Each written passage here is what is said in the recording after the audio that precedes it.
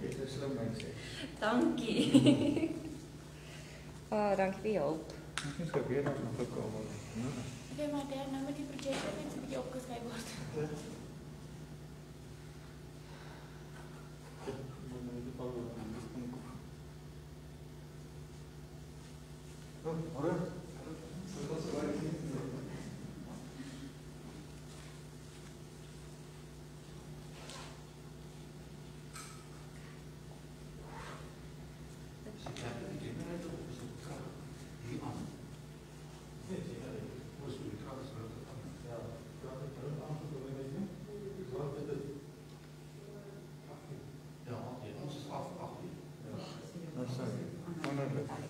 Kom maar so lank as ek met die ander kom.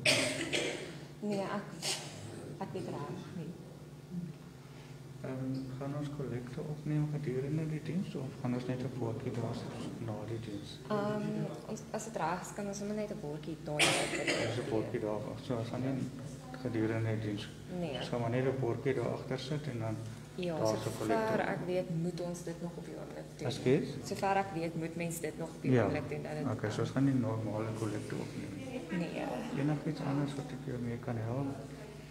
Nee, ek dink As alles reg. Ja, ek wil net kyk. Ek gaan net maar so 'n bordjie daar agter gaan sit. Baie dankie.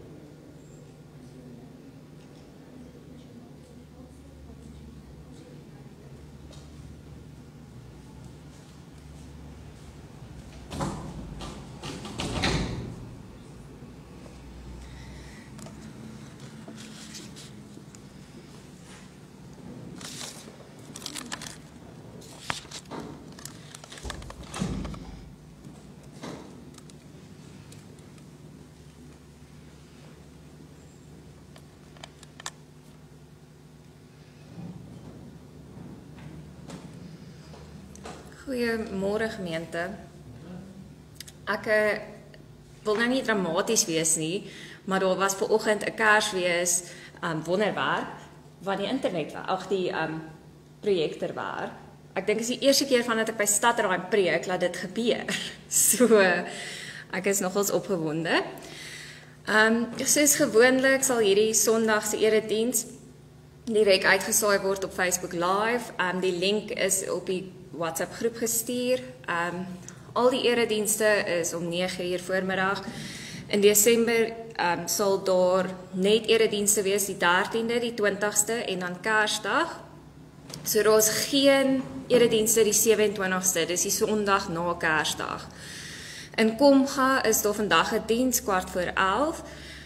Januarie begin die dienste in Stadraam soos normaal die 3de, 9:00 en in Komga hervat die eredienste die 17de.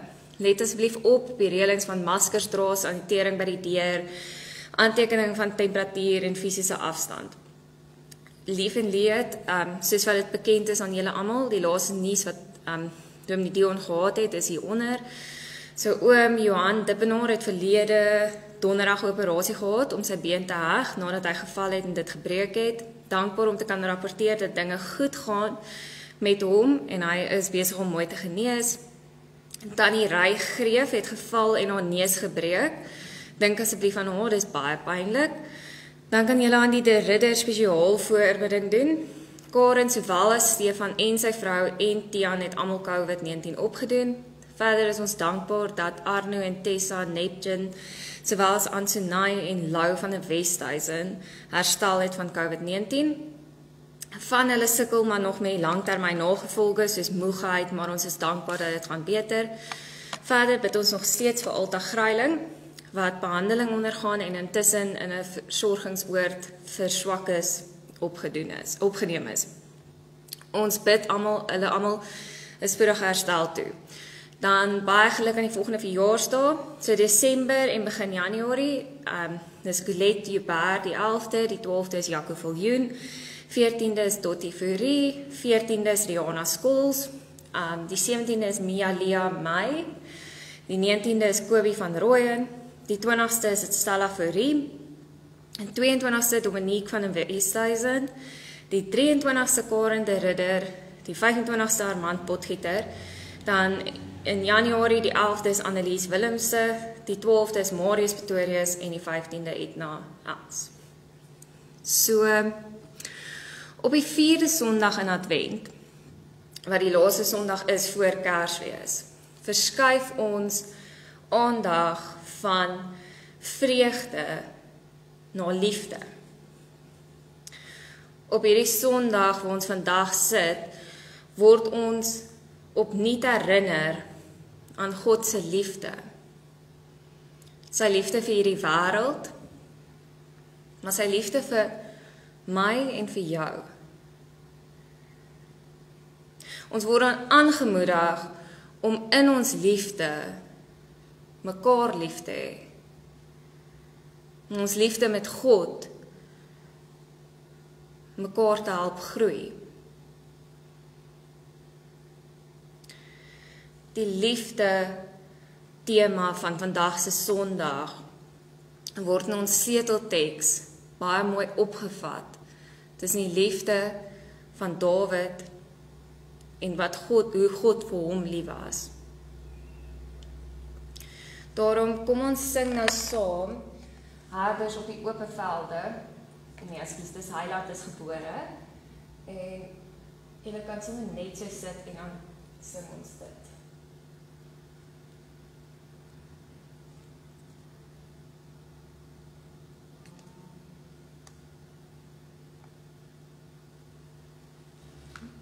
Maar nou sal ek klank wees.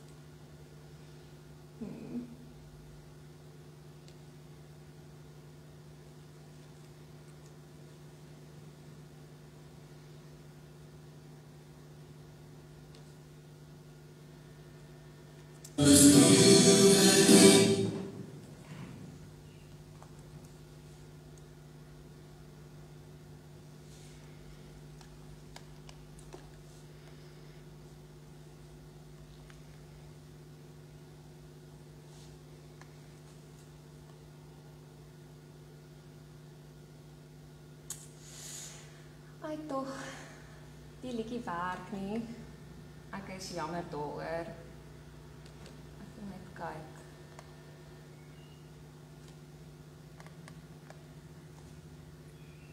Werk die klank nog?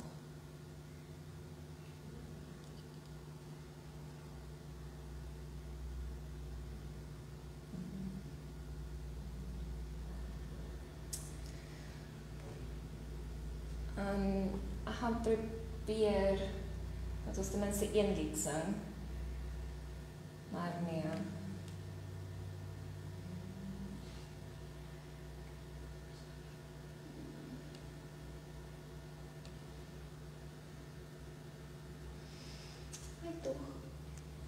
Okay, dan sing ons nou maar nie vandag nie. Die liedere werk ongelukkig nie, ek is jammer daaroor. So, met die aanvangswoord wil ek die volgende vertaling van 'n gedig vir julle lees. Dit sê, in liefde, een met die Vader, voor die wêreld se ontstaan.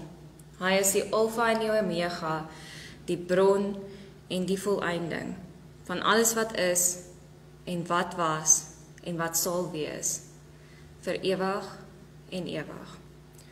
Daarom kan ek sê, genade en vrede vir jou vandag, van God wat oneindig lief vir elkeen is. Amen. Ek wou graag gehad het, en ek hoop dit werk nou, dat ons 'n Kersfees geloofsbelijdenis saam sal doen. En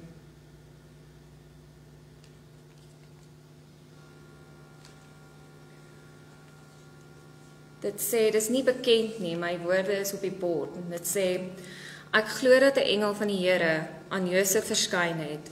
Josef, seun van Dawid, moenie bang wees om met Maria te trou nie, want wat in haar verwek is, kom van die Heilige Gees.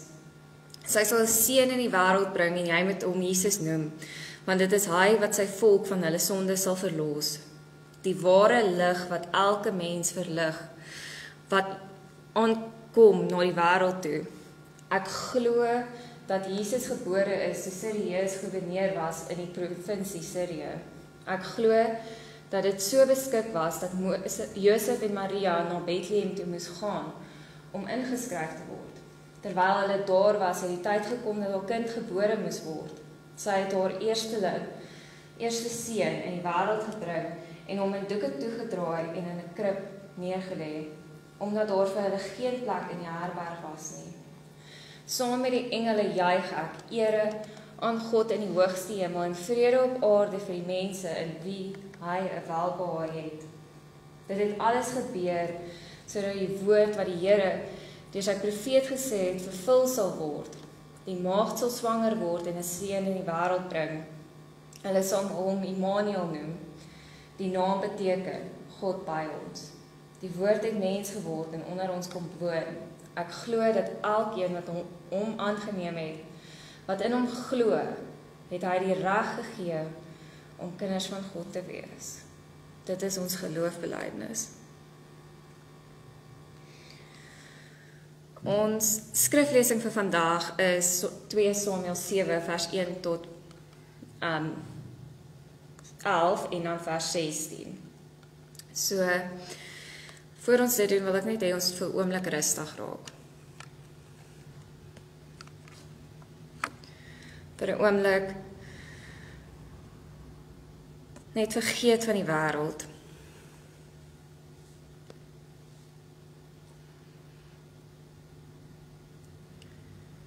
Ons is min vandag hier, maar God se teenwoordigheid is steeds hier.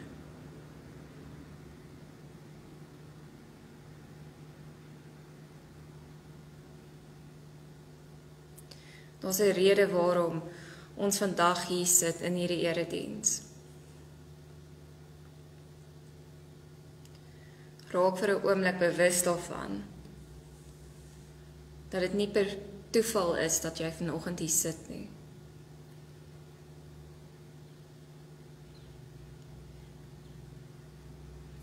Vir 'n oomblik raak ontslaaf van die gedagtes in jou kop wat jou weghou om in hierdie oomblik te wees.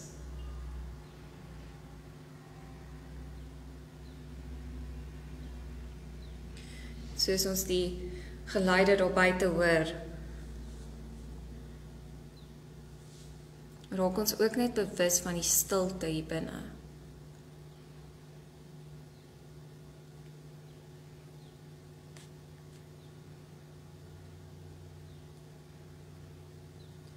Woord wat vlees geword het en onder ons kom woon het, een deur wie en vir wie alles gemaak is, maak ons harte oop om te ontvang wat U vir ons wil gee. Maak ons bereidwillig om te doen wat U van ons vra. Spreek, Here, ons, U dienaars luister. Amen. So 2 Samuel 7 vers 1 tot 11 en 16 lees. Toe koning Dawid in sy eie huis woon, nadat die Here hom rus gegee het van al sy vyande in die omgewing, sê hy vir die profeet Nathan: Kyk, ek woon in 'n huis wat met sederhout versier is, maar die ark van God staan in 'n tent. Nathan het die koning geantwoord: Doen gerus alles wat u in gedagte het. Die Here is by u. Dieselfde nag het daar egter iets gebeur. Die woord van die Here het tot Nathan gekom en vir hom gesê: Gaan sê vir my dienaar Dawid, so sê die Here, wil jy vir my 'n huis bou om in te woon? Vandat ek die Israeliete uit Egipte laat trek het, tot nou toe, het ek nog nooit in 'n huis gewoon nie. Ek het in 'n tent en tabernakel rondgeswerf, saam met al die Israeliete. Het ek ooit vir een van die stemme, wat ek beveel het om my leiding van my volk Israel op hom toe te neem, gesê: Waarom bou julle nie vir my 'n huis, wat met sederhout versier is nie? Nou moet jy vir my dienaar Dawid sê: So sê die Here, die Almagtige, ek het jou uit die weiveld agter die klein vee weggevat om oor my volk Israel te heers. Oral waar jy gegaan het, was ek by jou. Al jou vyande het ek voor jou oë uitgedelg. Ek het jou so beroemd gemaak soos al die grootes op die aarde. Ek het 'n woonplek aan my volk Israel gegee en hom gevestig, sodat hy sonder vrees in sy plek kan woon. Slegte mense sal hom nie meer verdruk soos voorheen nie. Toe ek leiers oor my volk Israel aangestel het, ek wil net hierdie sin oorlees. Ek het 'n woonplek aan my volk Israel gegee en hom gevestig, sodat hy sonder vrees in sy plek kan woon. Slegte mense sal hom nie meer verdruk soos voorheen, toe ek leiers oor my volk Israel aangestel het nie. Ek sal jou rus gee van al jou vyande. Ek maak aan jou bekend dat ek vir jou 'n koninghuis gaan vestig. Jou koninghuis en jou koningskap sal vir altyd vas staan. Jou troon sal altyd voortbestaan. Tot sover. Ons teks beskryf die wonderlike belofte van God se voortdurende liefde vir Dawid. Dit beskryf God se verbintenis aan Dawid en dan ook Dawid se dankbaarheid oor hierdie liefde. So hierdie liefde en beloftes is nie net vir Dawid bedoel nie, maar ook vir sy nageslag. Ons teks fokus slegs op God se belofte aan Dawid. Maar as jy die hele hoofstuk gaan lees en die hoofstuk in geheel bestudeer, beskryf dit ook Dawid se reaksie. En dis 'n reaksie van verwondering en dankbaarheid. So 2 Samuel 7 vertel dat Dawid uiteindelik rus gevind het. Na al die teistering van sy vyande het hy rus. Dawid besluit dit het tyd geword om vir die Here 'n huis of 'n tempel te bou. Die ark van die Here, wat die teken en die siel van God se teenwoordigheid by die volk het in 'n tent gestaan. So met die hulp van die Fenisiese koning het Dawid 'n besonderse paleis van sederhout in Jerusalem opgerig. Koning Dawid voel nou dat skielik is daar 'n opvallende kontras. Die koning se paleis en die ark van die Here in 'n tent. En hy glo dis nie hoe sake hoort nie. So Dawid se gedagte is om 'n huis vir die Here te bou. Hierdie voorneme word met die agtergrond van God se beloftes gesien. In ons teks, in ons verhaal, speel die terme van 'n dubbele betekenis van die huis, die woord huis af. 'n Huis as tempel, in die geval van God, en 'n huis as 'n koningshuis, 'n dinastie, in die geval van Dawid. So Dawid se plan word aan die profeet Nathan oorgedra, en die profeet keer dit aanvanklik goed. Maar na 'n nagtelike gesprek met God, trek hy egter sy goedkeuring terug. Hy sê vir Dawid dat God keer nie die oprigting van 'n tempel goed nie. God se afkeer laat die fokus in die teks skuif. Van God se huis na Dawid se koningshuis. En van Dawid se begeerte om vir God 'n tempel te bou, na God se beloftes aan Dawid. God word nou die hoofkarakter in hierdie verhaal. Nou dis die moeite werd om die kenmerke van God se beloftes te lys. Dit dra 'n boodskap vir ons as gemeente in adventstyd oor. So die eerste ene is, Dawid het met 'n nederige begin.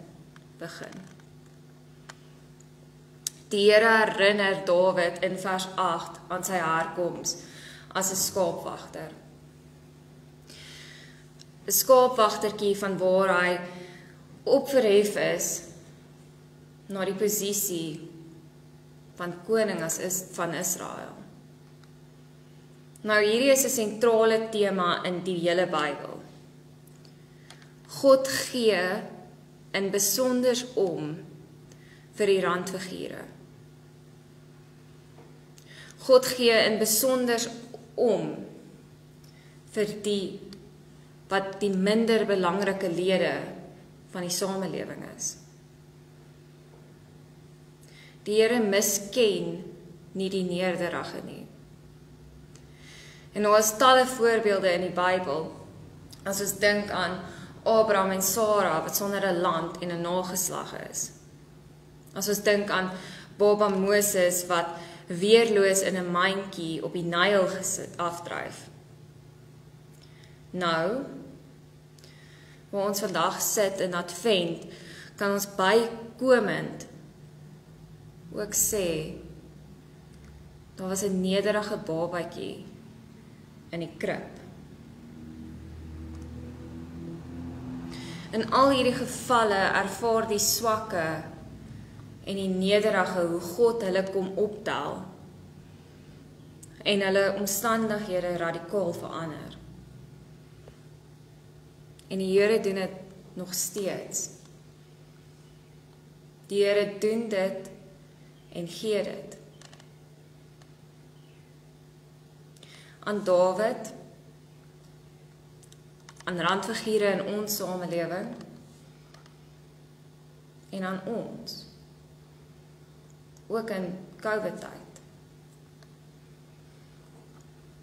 Tweede kenmerk is die oorwinning. Die Here herinner Dawid aan sy belofte dat Dawid oorwinning oor sy vyande sal behaal. Dawid se reputasie sal op dieselfde vlak wees as die werklike groot figure van die wêreldgeskiedenis. Sy naam sal vir altyd onthou word. 'n naam bo alle name.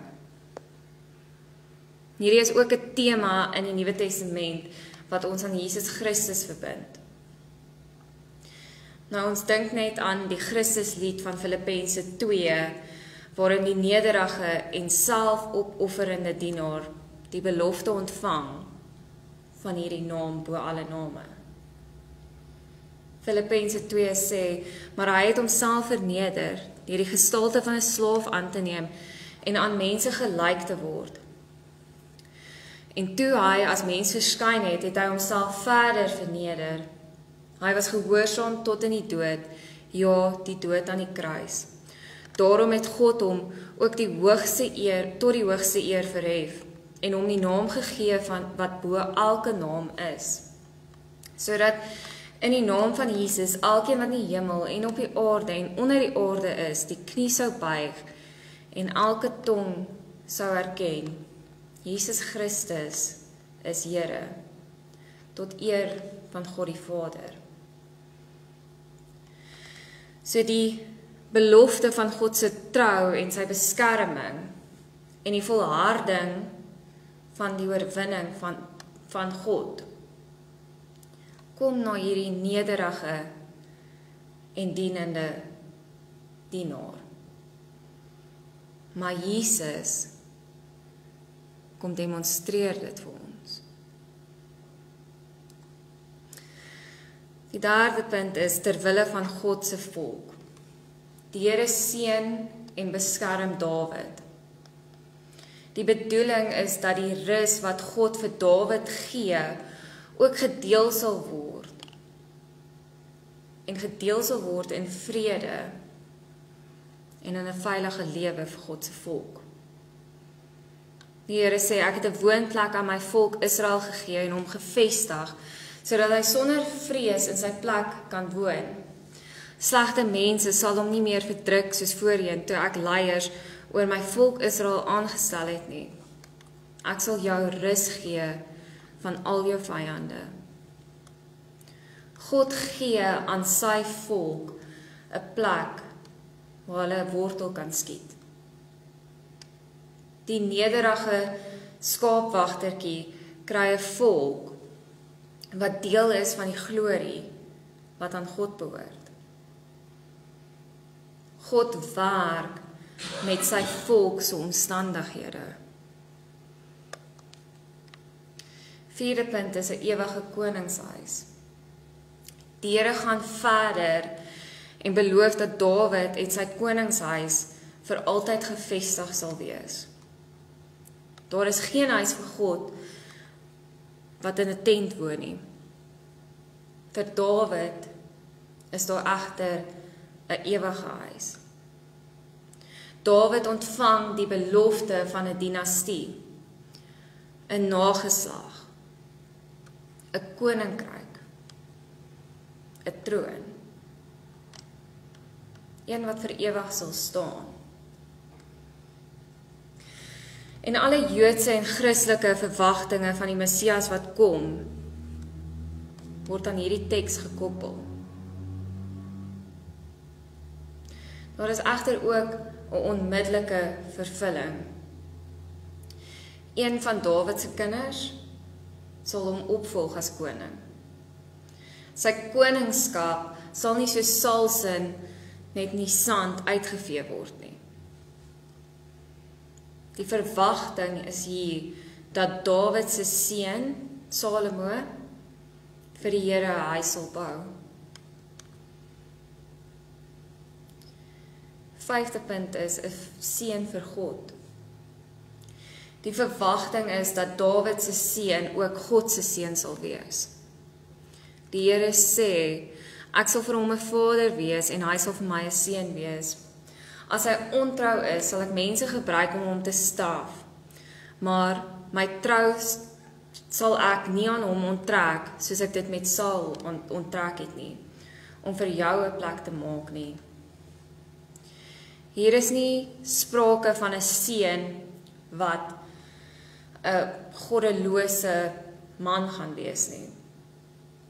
Die bedoeling is 'n aanneemverhouding.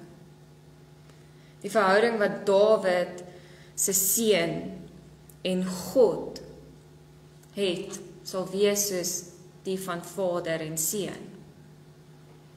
Die belangrike punt is egter dat dit die verantwoordelikheid van hierdie seun gaan meebring.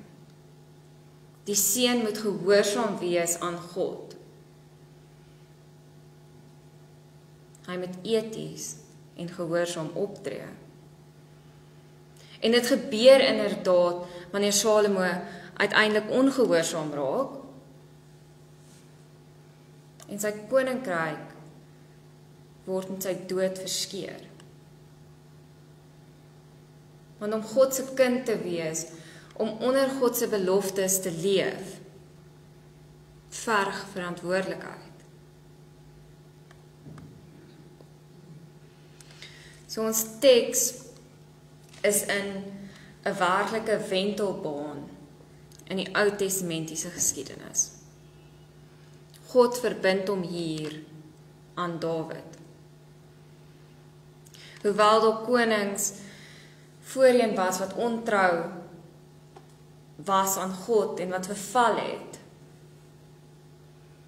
En alhoewel God homself kom verbind, is daar soveel konings en die volk wat vorentoe ontrou is, wat uiteindelik in ballingskap beland. En hoewel die laaste koning uit Dawid se lyn in die ballingskap sterf, bly daar 'n dun draad van hoop en geloof dat 'n koning uit Dawid se lyn, 'n Messias, weer na vore sal kom. Israel bly die Here se gesalfde. Die beloftes van ons teks het hierdie hoop brandend gehou. Nou in hierdie tyd van die kerkjaar kyk ons met verwagting vooruit na die viering van die een wat gebore gaan word. Die Messias, die ware koning, die opregte nakomeling van Dawid. Dit is wat die engel vir Maria sê in Lukas 1 vers 30. Moenie bang wees nie, Maria, want God bewys genade aan jou. Jy sal swanger word en 'n seun in die wêreld bring en jy moet hom die naam Jesus gee. Hy sal groot word en die seun van die Allerhoogste genoem word. Die Here God sal hom die troon van sy oorvader Dawid gee en hy sal as koning oor die nageslag van Jakob heers tot in ewigheid. Aan sy koningskap sal daar geen einde wees nie. En dit is ons troos. Dit is ons hoop. Ons bly leef uit God se beloftes. Nou vanjaar bly 'n krisisjaar. Al is die jaar amper op sy rug. Tog is die boodskap van ons teks dat God bied steeds die goeie nuus. God bied nog steeds hoop, want sy beloftes staan vas. Ook vir ons in ons omstandighede. So dink maar net aan alle ervarings van wanhoop en bekommernis wat jy hierdie jaar gehad het. Ervarings waar jy by 'n doodloopstraat opgeëindig het. Ervarings van siekte, van werkloosheid, 'n sakeonderneming wat dalk in sakeredding afstuur. Die ervaring van die langdurige droogte gepaard met die vee wat doodgaan. Die ervaring van 'n druip van 'n eksamen. Of die ervaring van COVID-19 in jou lewe. Maar soos God 'n skaapwagter opgetel het, sal God jou ook optel. Die nuwe lewe wat God in 'n krib geskep het, sal ook in jou lewe gebore word. Advent is op grond van ons teks die goeie nuus van hoop. Goeie nuus oor die herstel van geloof wat verkrummel. Hoop vir herstel van 'n geknakte riet en knie wat lam is. Dis hoop vir die herstel van gebroke verhoudings. Dis goeie nuus dat sigtelinge van trane brood in lofsange van vreugde omskep sal word. En God waarborg hierdie vreugde, hierdie hoop, hierdie redding. Die verhaal van die beloftes van Dawid bring ons ook ongemak in ons omstandighede. Ons hunker na antwoorde. Ons hunker na God se verskyning in ons omstandighede. Ons smag na God se teenwoordigheid. Ons smag na God se beloftes van trou, van versorging. Op grond van ons teks kan alle bekommerde gelowiges hoor en weet dat God se openbaring aan hulle hier en nou beleef. Goeie nuus dat God weer soos vroeër ook sy beloftes in hulle lewe sal waarmaak.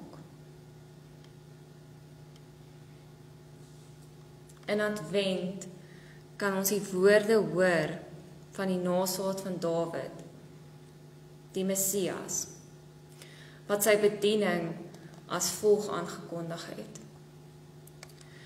Daarmee wil ek afsluit. Die Gees van God, van die Here, is op my, omdat hy my gesalf het om die evangelie aan die armes te bring. Hy het my gestuur om die wat verbruiselend van hart is te genees, om aan gevangenes 'n vrylating te verkondig en aan blindes herstel van gesig, om die wat gebroke is in vryheid weg te stuur, om die aangename jaar van die Here aan te kondig. Amen. Here God, ons besef dat hierdie was 'n krisisjaar. Dit was 'n de-mekaar jaar en Here vir party meer as vir ander, maar tog het ons dit gevoel teen ons lyf. Die jaar wat die wêreld stil gestaan het. Maar Here, U was in beheer van dit alles. En wanneer ons vra of daar vir ons hoop is, in ons worsteling, wat ons wonder, wat ons smag na teenwoordigheid, wat ons smag na antwoorde, vind ons troos, Here. Troos dat ons hoop op U is.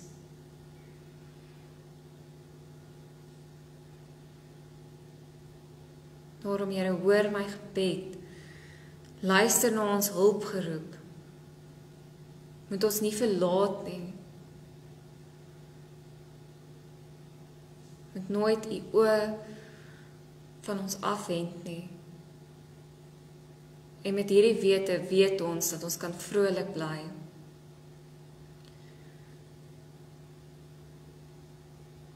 Dankie dat ons vrede en die genade en hierdie hoop kan vind. Ons bid dit nie omdat ons enige iets van hierdie verdien nie, maar alleen in Christus se naam. Amen. Okay, daar sal kollekte agter wees, nee.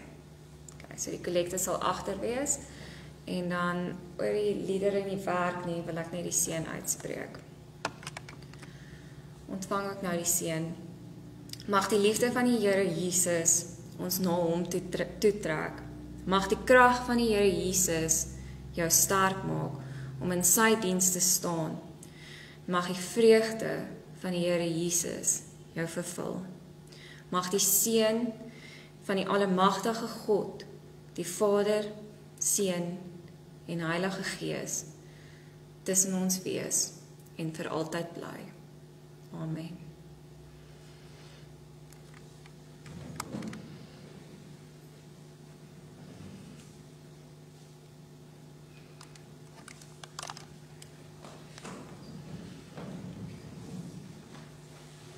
Dit was 'n kort diens. Ek sê dit was 'n kort diens.